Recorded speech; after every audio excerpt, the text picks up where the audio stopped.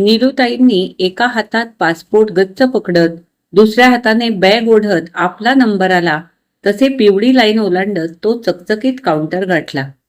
त्या अनोळख्या वातावरणात त्यांच्या छातीत धडधडत होते.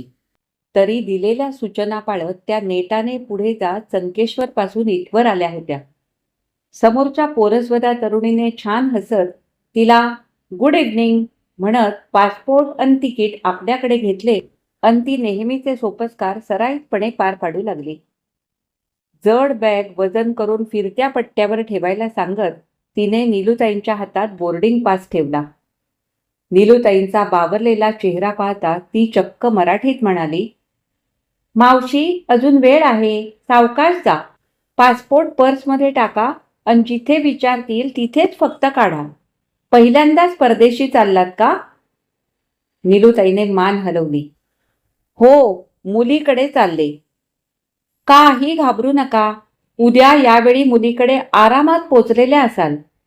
अमेरिकेत न्यू जर्सीला लिबर्टी विमानतळावर उतराल तेव्हा तुमच्यासाठी व्हीलचेअर सांगितलेली आहे. विमानातून बाहेर पडल्या पडल्या त्यावर बसा. सोबत एक जण असेल तो सारे सोपस्कार आटोपून तुम्हाला पुढच्या विमानात बसवून देईल. इंग्लिश येते ना? तिच्या होकारानंतर गुड असे म्हणत तिने कस्टम्स, एमिग्रेशन आणि गेट्स असलेल्या दिशा दाखवल्या. बोर्डिंग पासच्या मागचे बॅगेचे कुपन जपायला सांगितले. नीलूताईंनी मान हलवत ते सारे ऐकून घेतले आणि मागच्या प्रवाशाला जागा करून दिली. आता फक्त एक पर्स आणि पाठीवरचे हलके हवे तर ओढत नेता येणारे बॅकपॅक इतकेच सोबत होते. सावकाश एक एक सोपस्कार आटोपत त्या जिथून विमान उडणार होते त्या गेटपाशी सुखरूप पोचल्या आणि एक छानशी खुर्ची पकडून स्थानापन्न झाल्या. आपण एकही चूक न करता इथवर पोचलो याचा आनंद मनात भरून उरला. कितीतरी दिवसांनी काहीतरी स्वतः एकटीने केले होते आणि त्यात काहीही चूक न होता ते पार पडले होते. त्यांनी हातातले घड्याळ पाहिले. अजून तासभर वेळ होता. पाठीवरची बॅग बाजूला आणि पर्स मांडीवर ठेवून त्यांनी बॅगमधले पुस्तक काढले. त्यांचे आवडते पुस्तक बहिणाबाई चौधरींच्या कविता. त्या वाचल्या की आतून आपल्याला ऊर्जा मिळते आहे असे त्यांना वाटे. त्या साध्या सुध्या अशिक्षित शेतकरी स्त्रीने आपल्या आयुष्यात आलेल्या सर्व लढाया आपल्या संयमाने कष्टाने जिंकल्या होत्या आणि आपल्या आतला सूर शब्द अजिबात हरवू दिला नव्हता. आपल्या आयुष्याचे गाणे केले होते आणि ते आता सर्वांना बरेच काही शिकवत होते. नीलूताईंचे डोळे अक्षरावरून फिरत होते आणि मन मात्र त्यातला अर्थ लावायला थाऱ्यावर नव्हते. पहिल्यांदा नीलूताई अमेरिकेला मुलीकडे चालल्या होत्या. स्वानंदीने आईसाठी तिकीट पाठवले होते. एकटीला 3 महिने राहण्यासाठी आवर्जून यायला सांगितले होते. खरे तर घरात स्वानंदीवर तितकेच प्रेम करणारी आजी होती. तिला कुशीत घेऊन मोठे करणारी अगदी आईच्या जागी असलेली आत्या होती. तुझ्यापेक्षा स्वानंदीवर आपला अधिकार जास्त आहे असे उघड दर्शवणाऱ्या त्या दोघी जणी असताना स्वानंदीने मात्र तिचे एकटीचे तिकीट पाठवले होते. त्याबद्दल फोनवर त्या दोघींनी स्पष्ट नापसंती व्यक्त केली असतानाही स्वानंदी अजिबात डगमगली नव्हती. मला दरवर्षी एकेकीला आणायचे आहे अशी सारवासारव करत तिने आईला पहिले यायची सूचना केली होती.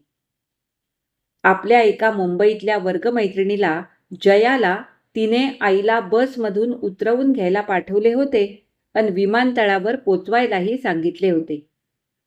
जया तिला फोनवर म्हणाली होती, अगं ती फक्त तुझी आई नाहीये, माझी शिक्षिकाही आहे. मला कान धरून तिने गणित शिकवले म्हणून त्याची गोडी निर्माण झाली आणि आज उत्तम प्रकारे पदवी घेऊन इतक्या चांगल्या जागी नोकरी करते आहे. गेल्या महिन्यात मुंबईला येऊन नीलूताईंनी जयाच्या मदतीनेच व्हिसा काढला होता. आता जाण्यापूर्वी जयानेच नीलूताईंना 4 दिवस आधी यायला सांगितले होते. आत्याने कशाला म्हणून मोडता घातला तेव्हा व्हिसाचे आणखी काम आहे अशी थापही मारली होती. ती 4 दिवस मुंबईत त्यांना घेऊन फिरली होती. गेटवे ऑफ इंडिया अन चौपाटी दाखवून भेळ आणि पाणीपुरी खायला घातली होती. एका पार्लरला नेऊन केस व्यवस्थित कापून घेतले होते आणि फेशियल करायला लावले होते. मग एका दुकानात नेऊन तिने 4 नवे पंजाबी सूट घेतले. तेव्हा ती म्हणाली, संकोच नका करू, स्वानंदीनेच मला घेऊन द्यायला सांगितलेत. वरती स्वतःकडून भेट म्हणून एक जीन्स आणि टॉप घेऊन दिला होता. उद्या तुमची स्वानंदी सारे घेऊन देईल, पण आता तिथे साऱ्या साड्याच नेसायच्या असे करू नका. आता बसल्या बसल्या त्यांनी स्वतःकडे पाहिले. त्यातलाच एक सुरेख फुलाफुलांची नक्षी असलेला पंजाबी सूट तिने घातला होता. तो पाहून जया चित्कारली होती. नीलू मावशी, किती तरुण आणि गोड दिसताय. आता काय तरुण दिसायचे, माझी 50शी उलटून 4-5 वर्षे झाली, पण तसे अजिबात वाटत नाही. आता तुला काय सांगू, स्वानंदीचे वडील गेल्यापासून स्वतःकडे लक्ष देणे म्हणजे मी पाप समजत होते. ते बरोबर होते की चूक याबद्दल आता संभ्रम पडतो, पण तेव्हा तेच सारे योग्य वाटले होते. अम्मानी आणि आत्यांनी ठाकून ठोकून तेच बरोबर आहे असे खिडे मारतात तसे डोक्यात घुसवले होते. आता ते सारे विसरा बाई. मुलीने तिकीट पाठवून अमेरिकेला बोलावले आहे, मजेत राहा. तिने लगेच मोबाईलवर फोटो काढून तो स्वानंदीला पाठवला होता आणि उत्तर म्हणून तिने 3-4 स्माइली पाठवले होते. आता पुस्तक मिटून त्यांनी मोठमोठ्याने मोकळे श्वास घ्यायला सुरुवात केली. त्या चकचकीत जागेत आजूबाजूला माणसांची भरपूर लगबग असली तरी त्या एकट्या होत्या.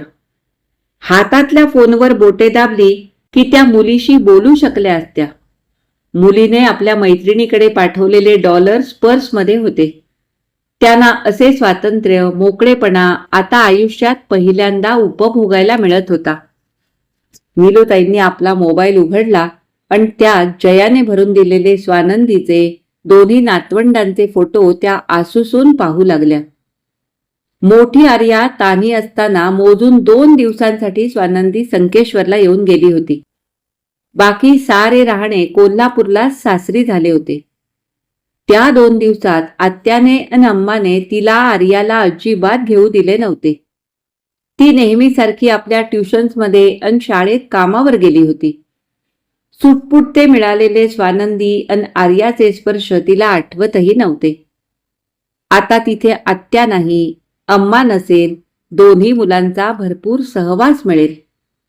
स्वानंदी आपल्या एकटीसाठी आयुष्यात पहिल्यांदा असेल. स्वानंदीचा धाकटा आदित्य तर जन्माला आला तेव्हा तिला दुसरे मूल होणार होते हे त्यांना कळले होते.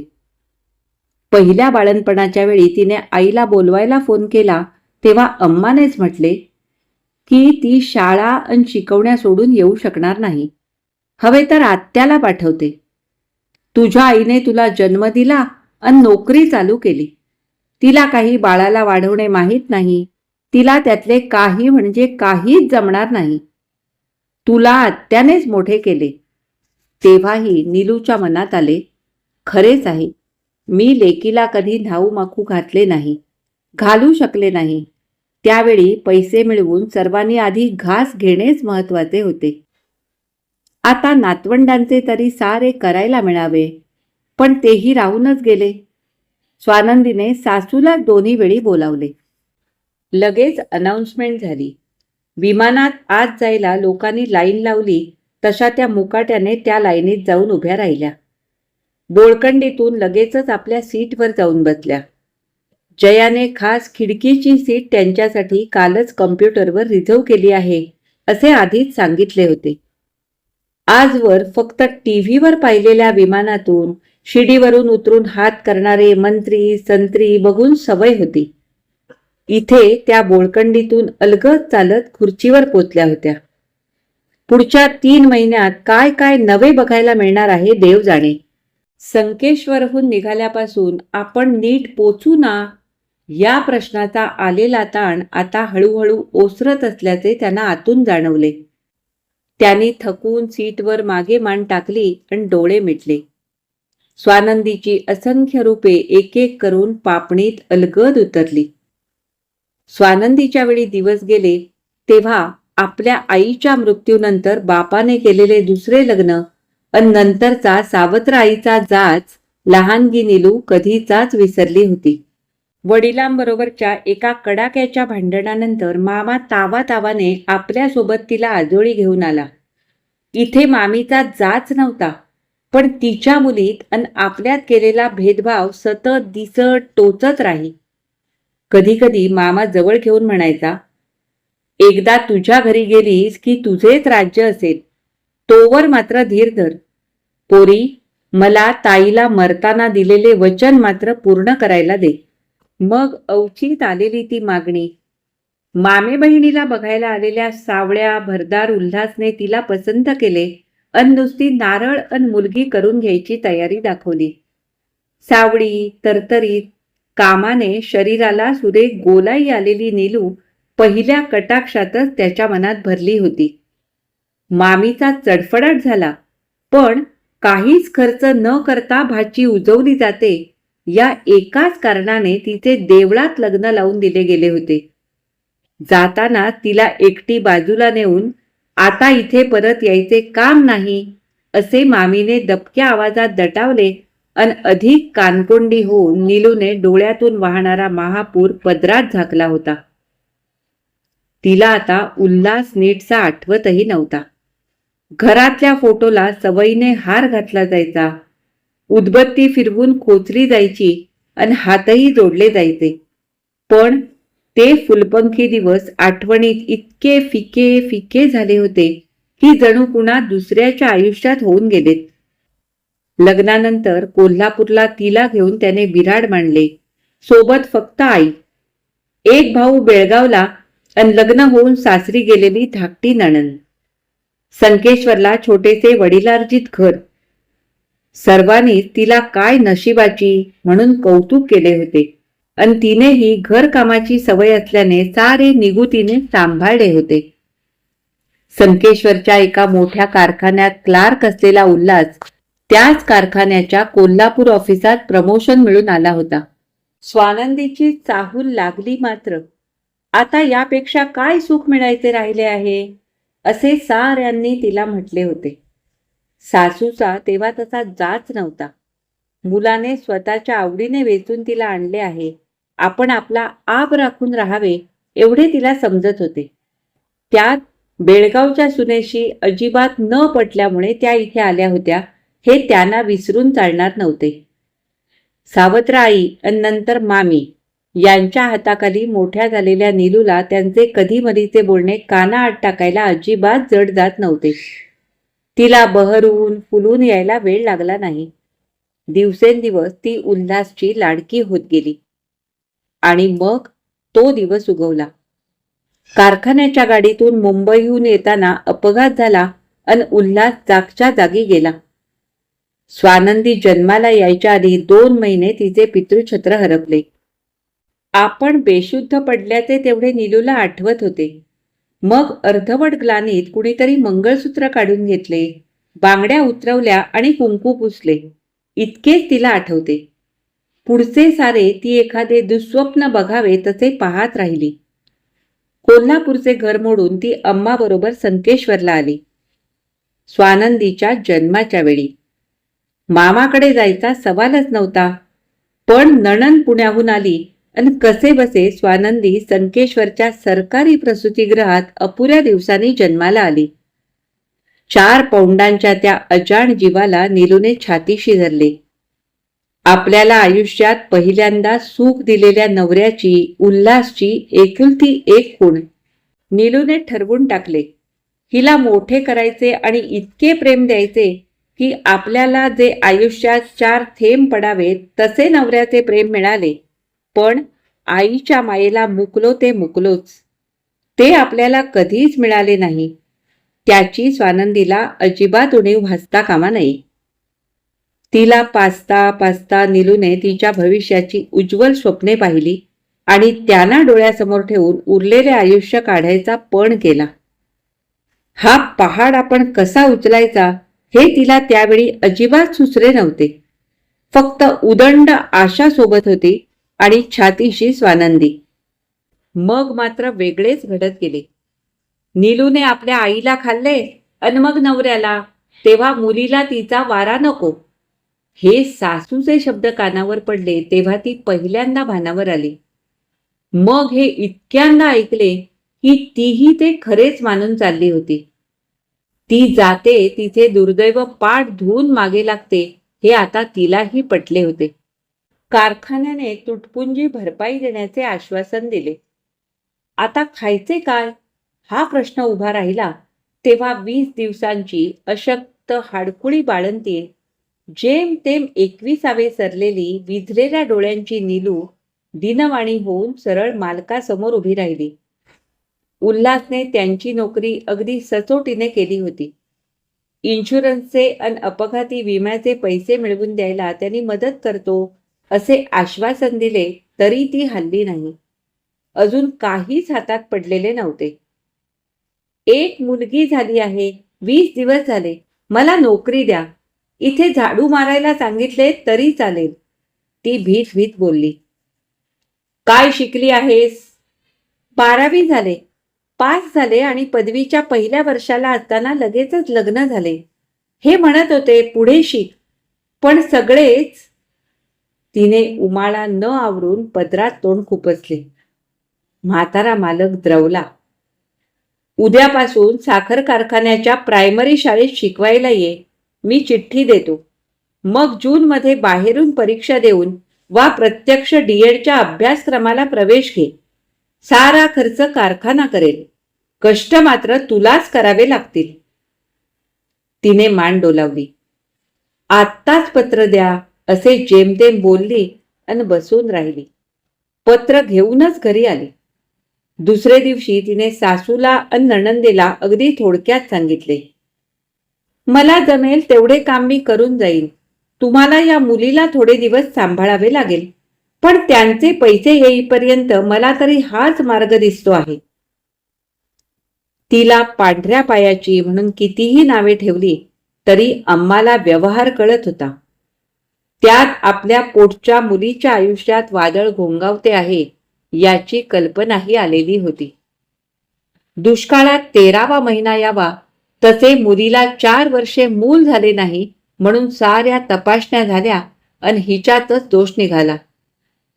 आता मूल नसलेली अनेक जोडपी सुखाने आयुष्य काढतात, पण हिच्या नवऱ्याला दुसरी कुणीतरी भेटलेली असावी. त्याने थोडी पोटगी देऊन तिला आपल्याला घटस्फोट दे असा धोशा लावला होता. स्वानंदीला 4 महिने झाले तेव्हा हे सारे नीलूला कळले. मदतीला धावून आलेली नणंद अजून सासरी का जात नाही असे तिने अम्मांना विचारतात त्यांना सारे सांगावेच लागले होते. पोरकेपणाचे, जन्मापासून नकोसे असल्याचे, टाकलेपणाचे दुःख भोगलेल्या नीलूला तिची दया आली. अन आत्या मग इथेच राहील असे त्या म्हणाल्या तेव्हा तिने फारसा विरोध दर्शवला नाही. ती शाळेत शिकवू लागली आणि लगेचच 6 महिन्यांनी तिने डीएडला प्रवेश घेतला.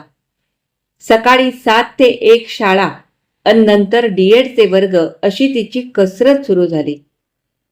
आपल्याला मूल होणार नाही, नवऱ्याने सोडले आहे, तेव्हा स्वानंदीतच आत्याने आपले लक्ष केंद्रित केले.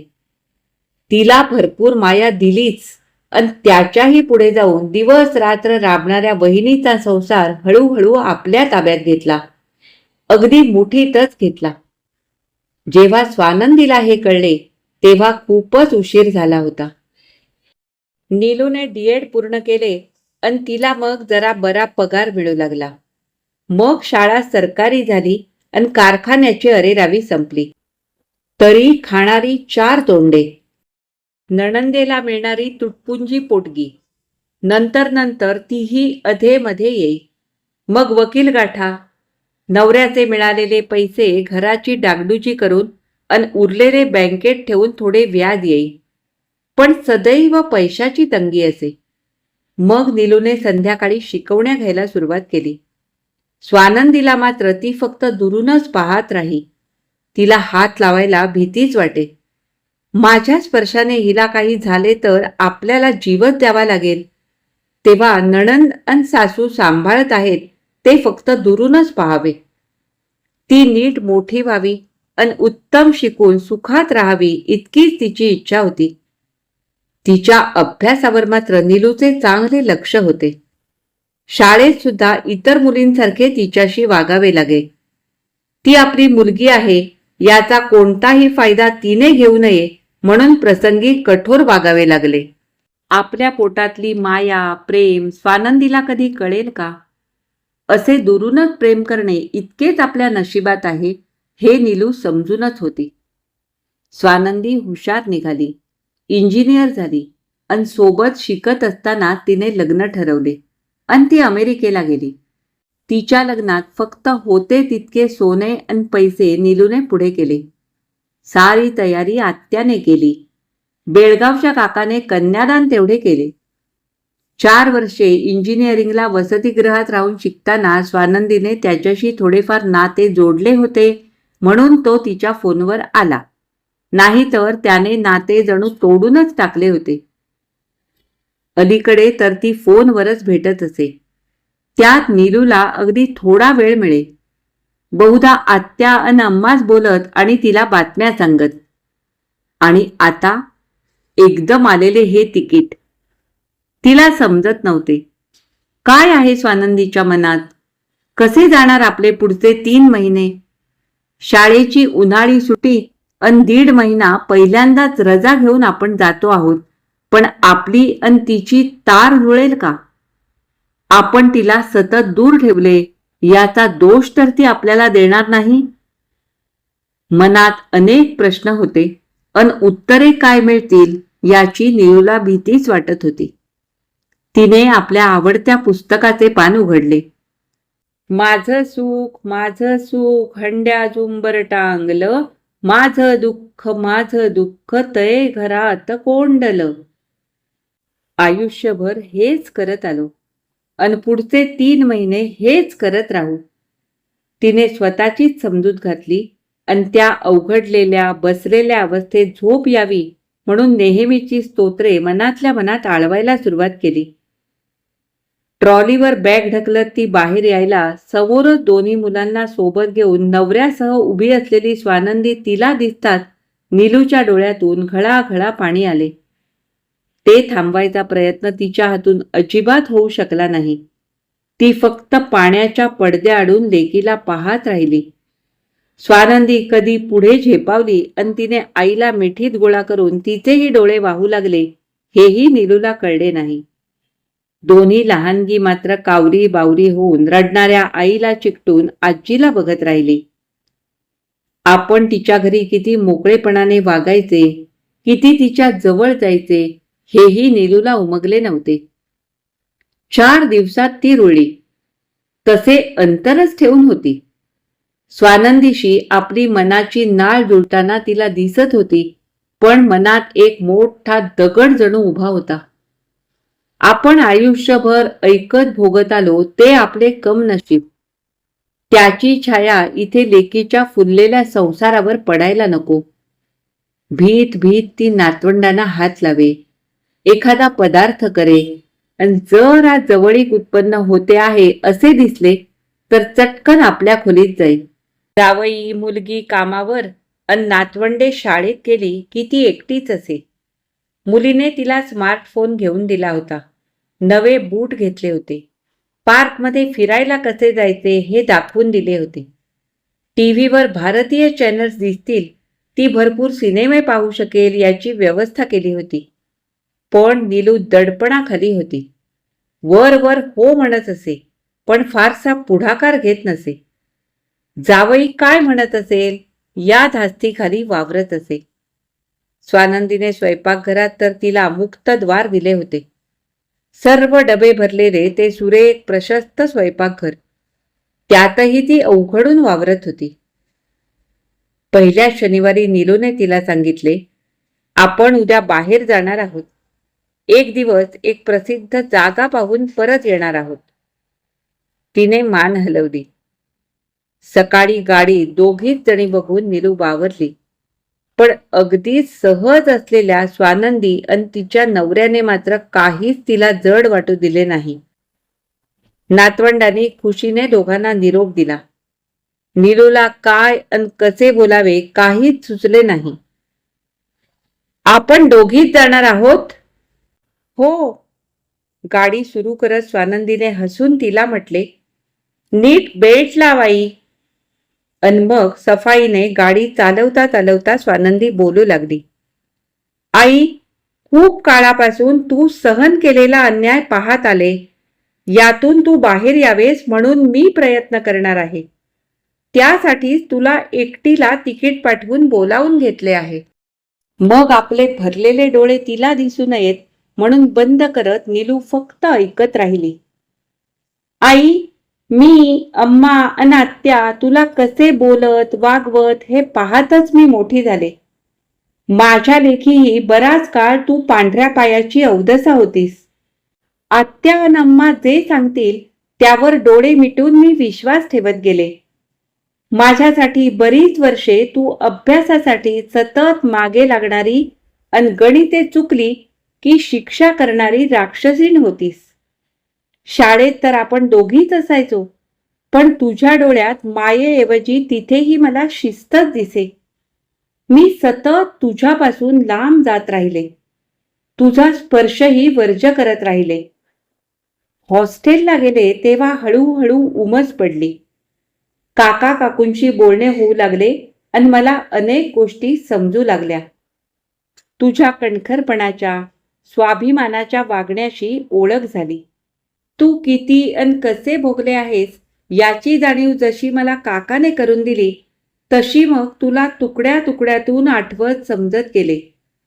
तुझ्याजवळ यायचा मी प्रयत्नही केला, पण आत्या अन अम्माला मला दुखवायचे नव्हते.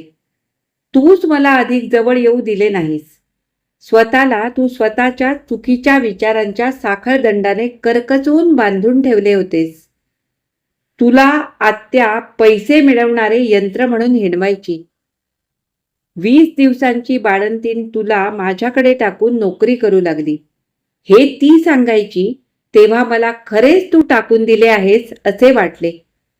पण आता मी आई झाल्यावर त्यातील सारे सारे सुख आणि दुःख मला उमगते आहे. त्यातून मला तुला बाहेर काढायचे आहे. जे काही झाले त्यात तुझा काही म्हणजे काही दोष नाही. कुणीही पांढऱ्या पायाचे नसते. आत्या अन अम्मा तुझ्या पैशाने मला घेऊन सिनेमे पाहायच्या, जत्रेला न्यायच्या, अधेमध्ये आईस्क्रीम पाणीपुरी खायच्या, पण तू मात्र त्यावेळी शिकवण्या घेत होतीस. आम्हाला, विशेषतः मला मजेत असल्याचे पाहून तुझे डोळे आनंदाने चमकत असत. आज मला त्यातले सत्य कळते. आई, मला क्षमा कर.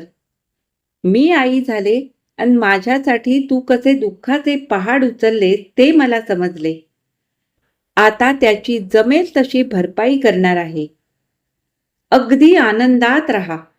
भरपूर प्रवास कर. मी सोबत येईल अथवा प्रवासी कंपनी सोबत जा. हवे तर नोकरी कर अथवा सोडून दे. मी तुम्हा तिघींनाही पोसायला समर्थ आहे. अम्मा नात्याचे प्रेम मला कळते, पण तुझ्या अबोल प्रेमाचे मोल त्याहून कितीतरी पटीने अधिक आहे हे आज मला समजते. माझ्या घरात तुला हवे ते कर. जे जे माझ्यासाठी अन मुलांसाठी रांधून घालायचे आहे ते घाल, किंवा काहीच न करता सिनेमे पहा. आता दरवर्षी मी तुला तिकीट पाठवेन अन तू येऊन माझे अन माझ्या मुलांचे हवे तसे लाड कर. अगदी माहेरी आलेली आहेस असे समज. तुला तर ते पण कधी नव्हते. आता हेच घर तुझे माहेर आहे आई. आईचा लाल झालेला चेहरा बघितला अन स्वानंदीने गाडी थांबवली. तिला बाजूला सरून मिठीत घेतले अन आपल्यातली दरी मिटवायचे प्रयत्न स्पर्शाने तिच्यापर्यंत पोचवले. नीलूला ते समजले. तिनेही तसाच प्रतिसाद दिला. काल रात्रीच कितव्यांदा तरी वाचलेली कविता तिच्या मनात सरसरून जागी झाली. लेकीच्या माहेरासाठी माय सासरी नांदते. इथे लेकीनेच आईला कायमचे माहेर द्यायच्या खुणा उमटत होत्या. यातले किती प्रत्यक्षात उतरवायचे धैर्य आपल्यापाशी आहे हे तिला ठाऊक नव्हते. कोण आई आहे अन कोण लेक असा सुखवणारा संभ्रम तिला आता पडला होता. जणू या एका क्षणाने तिचे युगायुगांचे आईपण सार्थकी लागले होते आणि तिचे मन काठोकाठ भरून आले होते. ही कथा इथेच संपली. आज मी वाचलेली प्राध्यापिका माधुरी शानबाग यांची मायच्या माहेरासाठी लेक सासरी नांदते ही कथा तुम्हाला कशी वाटली हे मला कमेंट करून अवश्य कळवा. आवडली असेल तर लाईक करा, जास्तीत जास्त शेअर करा आणि जर तुम्ही माझ्या चॅनलवर नवीन असाल तर चॅनलला सबस्क्राईब करून सोबतचं बेल आयकॉन दाबायला अजिबात विसरू नका. आता आपण पुन्हा भेटू अशाच एखाद्या छानशा कथा वाचनासाठी. तोपर्यंत मी तुमचा निरोप घेते. धन्यवाद.